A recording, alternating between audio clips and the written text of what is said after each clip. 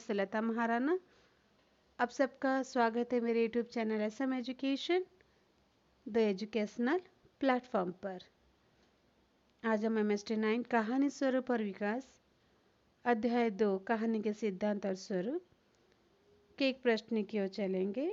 जो प्रश्न है, निश्चित और रूढ़ अर्थ की भाषा तथा तरल अर्थ की भाषा का विवेचन कीजिए। उससे पहले आप सबको अपनी जो अगस्त 3 से एग्ज़ाम स्टार्ट हुआ है उन सबको मेरी तरफ से बहुत सारी शुभेच्छाएं कि आपके एग्ज़ाम अच्छे हो, अच्छे अंक प्राप्त करें और अच्छे से लिखें और सब पेपर आपके क्लियर हो जाए।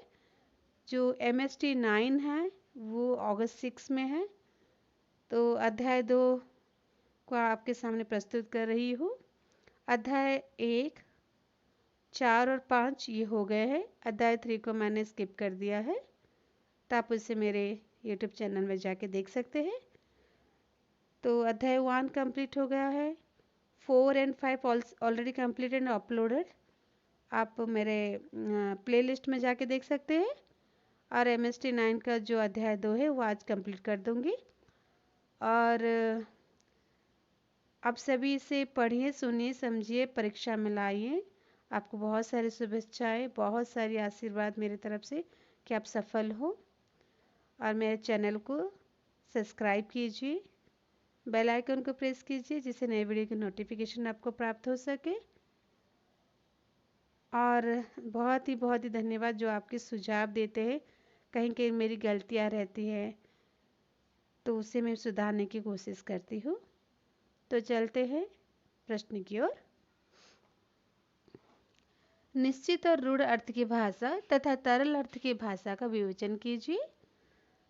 तो निश्चित और रूढ़ अर्थ की भाषा दैनिक जीवन में व्यवहृत होने वाले उद्देश्य हेतु रूढ़ अर्थ ही प्रयुक्त होते हैं।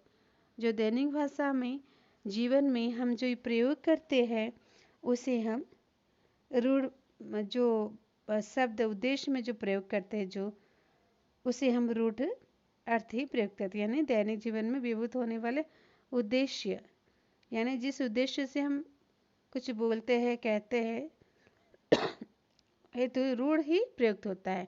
यानी रूढ़ भाषा ही या रूढ़ अर्थ ही प्रयुक्त होता है जो हमारे दैनिक जीवन में जो व्यवहृत होता है।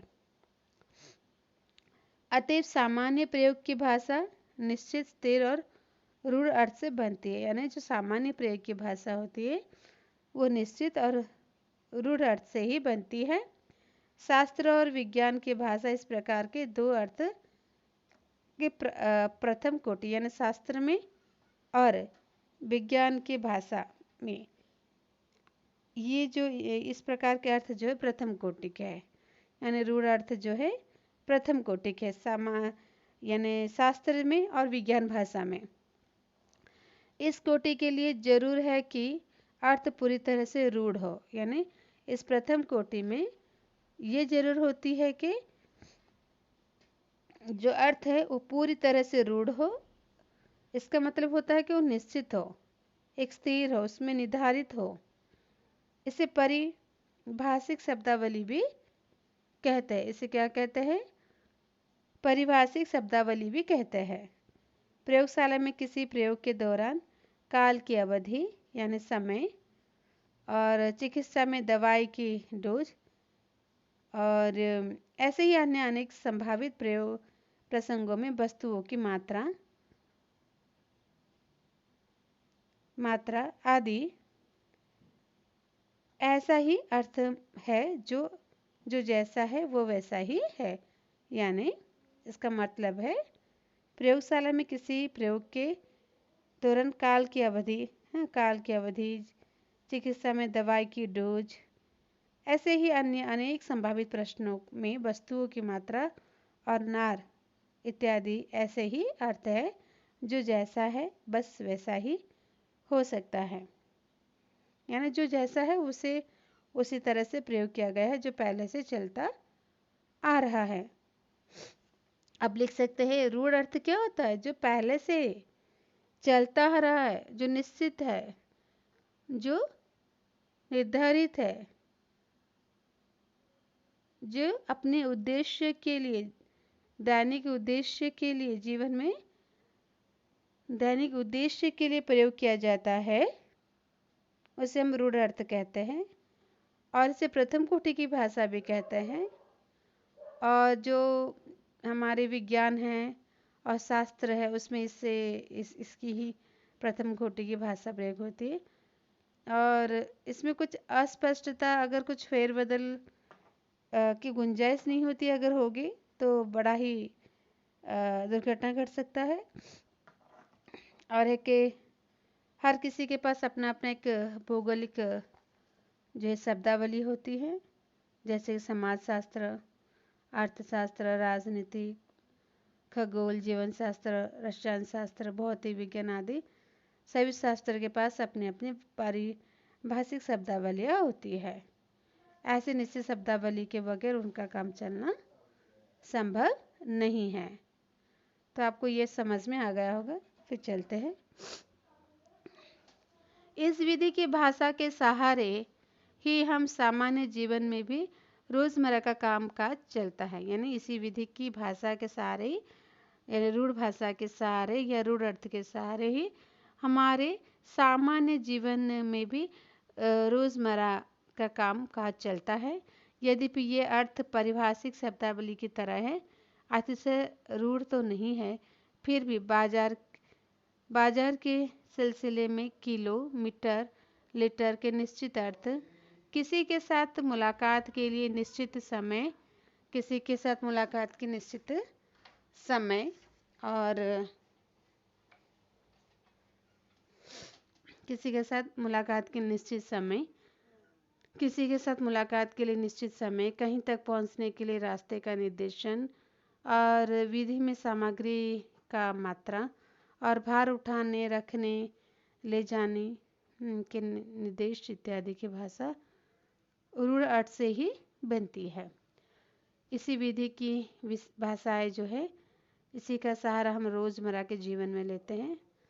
और इसके पारिभाषिक शब्दावली तो अतिशय रूढ़ नहीं है, फिर बाजार के सिलसिले में हम जैसे किलोमीटर, लीटर, और समय और रास्ते का निर्देशन के लिए, और किसी की मात्रा के लिए, भार उठाने के लिए, ले आने, ले जाने इत्यादि इत्यादि का जो भाषा इत्यादि की भाषा रूढ़ अर्थ से ही बनती है। व्यवहारिक प्रयोजन के लिए भाषा का सबसे पहला काम सूचना और संकेत है।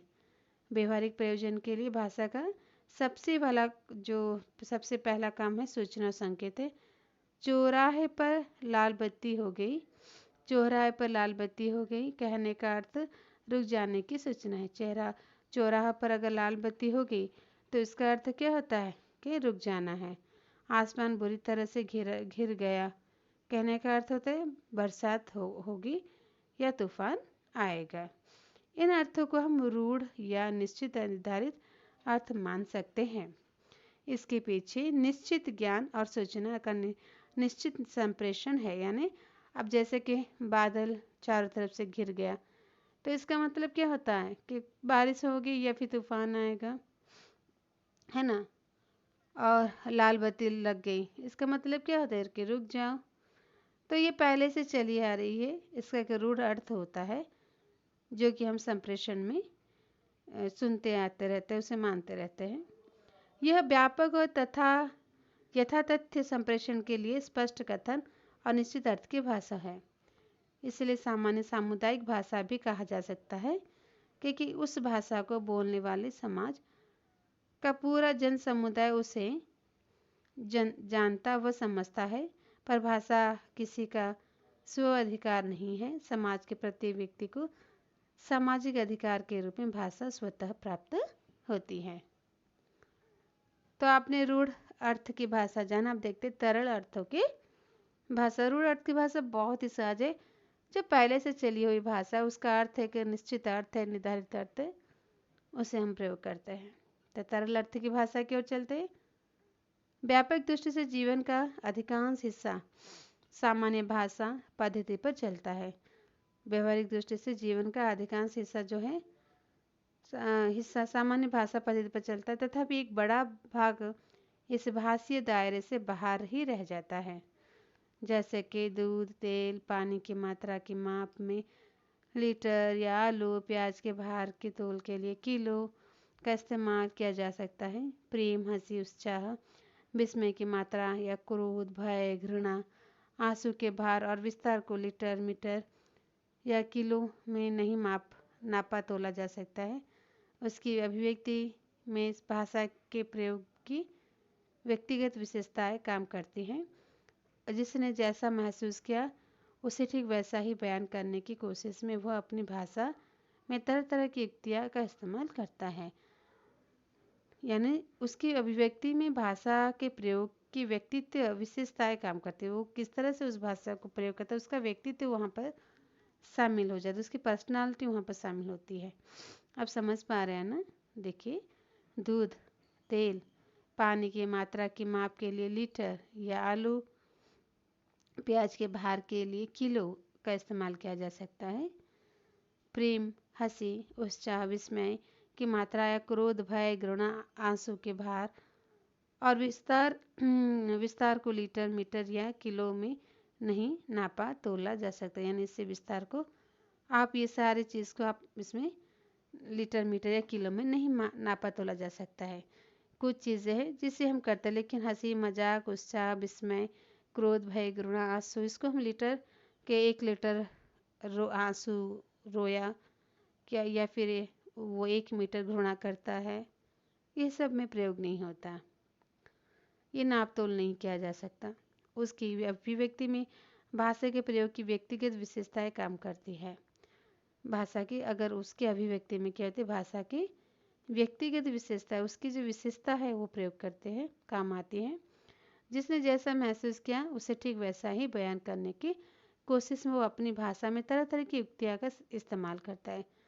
जिसे जैसा यानी बोलने के लिए, बयान करने के लिए सोचा, वो उसे उसी तरह से इस्तेमाल करके कह सकता है। साहित्य में ऐसी युक्तियों का संचित कोश है। इसमें भी साहित्य में ऐसी युक्तियों का एक संचित कोश है। इंग्लैंड के लेखक शेक्सपियर की प्रतिनिधि रचना हैमलेट में इसकी प्रस्तुति का तर्कसंगत प्रयोग हुआ है। यानी जो शेक्सपियर है उनकी एक रचना, प्रतिनिधि रचना है हैमलेट में, इसकी प्रस्तुति का जो एक प्रयोग हुआ है तर्कसंगत है। ओफिलिया की